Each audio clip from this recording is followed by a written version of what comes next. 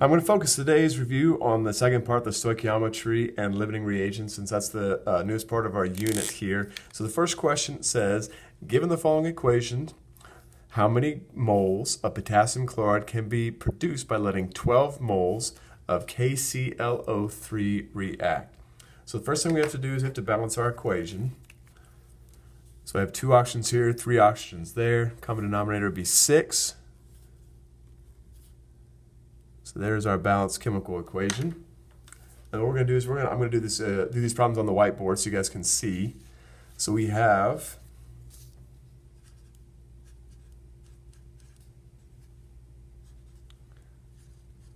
there's our balanced chemical equation.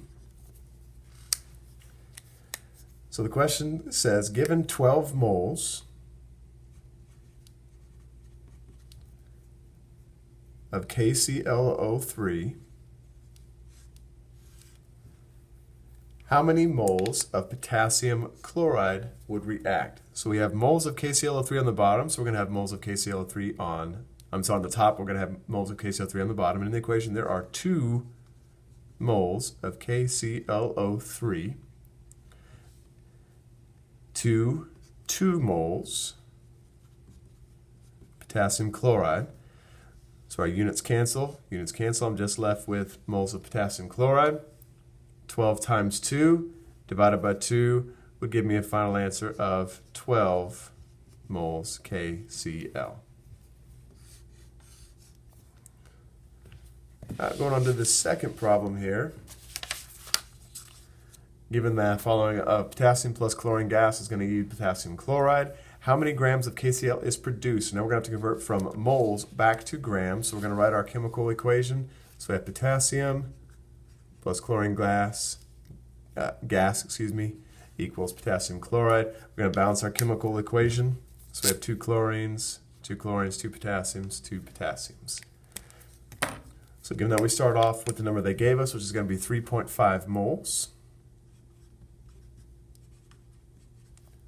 of potassium. Since I have mole potassium up here, I'm going to have moles potassium on the bottom, and in my equation I have 2 moles potassium, and I'm going to convert that from moles into the mole ratio of what I want to find, which is going to be grams of potassium chloride. So the first thing I got to do is, well, since I have, let's give you 2 moles of K to 2 moles of KCl. Well, for every 1 mole of KCl, I go to my periodic table and I figure out, well, potassium weighs a particular amount and chlorine weighs a particular amount. So I look over here, potassium weighs 30.098 and then chlorine gas weighs 35.453. I add those masses up and I come up with a total of 74.551 grams. So all my units cancel. And I'm left with grams at the very end. So I'm going to take 3.5 times 2 times 74.551 divided by 2, which gives me a final answer of 260.9 grams.